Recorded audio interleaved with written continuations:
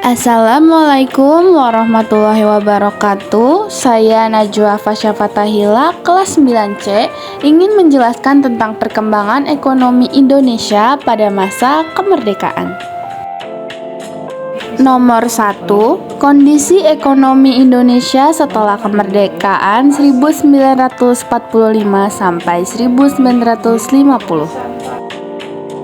Setelah proklamasi kemerdekaan pada 17 Agustus 1945, Indonesia menghadapi berbagai tantangan ekonomi, antara lain inflasi tinggi akibat beredarnya 3 mata uang Jepang, mata uang Hindia Belanda, dan mata uang Deutsche Bank.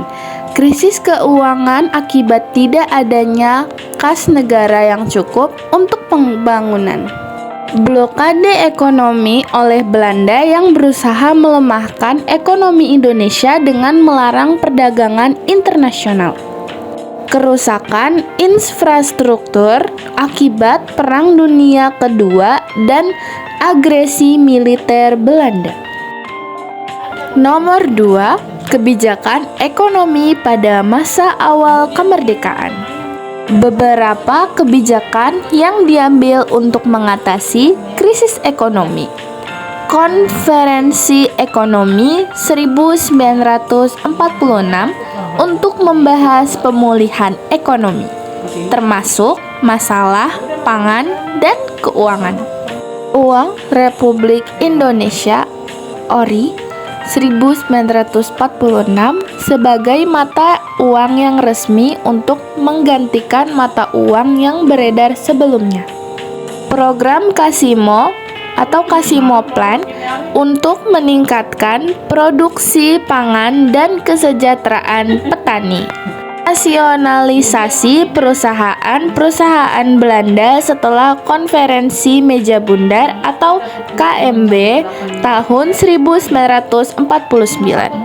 Nomor 3, ekonomi Indonesia pada demokrasi liberal 1950 sampai 1957. Pada periode ini, ekonomi Indonesia masih belum stabil. Ketergantungan pada ekspor bahan mentah seperti karet, minyak, dan kopi. Defisit anggaran karena tingginya biaya politik dan militer. Kebijakan Gerakan Benteng, yaitu program untuk membantu pengusaha pribumi bersaing dengan pengusaha asing, tetapi kurang berhasil karena korupsi dan lemahnya manajemen. Nasionalisasi perusahaan Belanda setelah hubungan Indonesia-Belanda memburuk.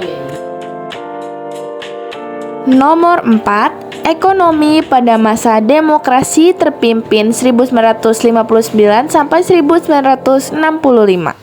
Deklarasi Ekonomi atau DEKON 1960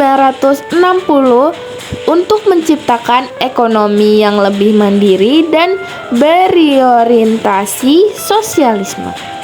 Konfrontasi ekonomi dengan negara barat, termasuk nasionalisasi perusahaan asing. Krisis ekonomi parah, ditandai dengan inflasi tinggi mencapai 600% pada 1965. Kurangnya investasi dan kesulitan pangan. Dan yang terakhir, nomor 5, kesimpulan. Pada masa awal kemerdekaan, Indonesia menghadapi tantangan ekonomi besar termasuk inflasi, blokade ekonomi, dan ketergantungan pada ekspor bahan mentah. Berbagai kebijakan diambil untuk mengatasi masalah ini, tetapi belum memberikan hasil yang maksimal hingga terjadinya krisis ekonomi pada pertengahan tahun 1960-an. Sekian penjelasan dari saya. Terima kasih. Semoga penjelasan yang saya sampaikan bisa membantu teman-teman semua. Mohon maaf jika ada salah perkataan yang disengaja maupun tidak disengaja. Wassalamualaikum warahmatullahi wabarakatuh.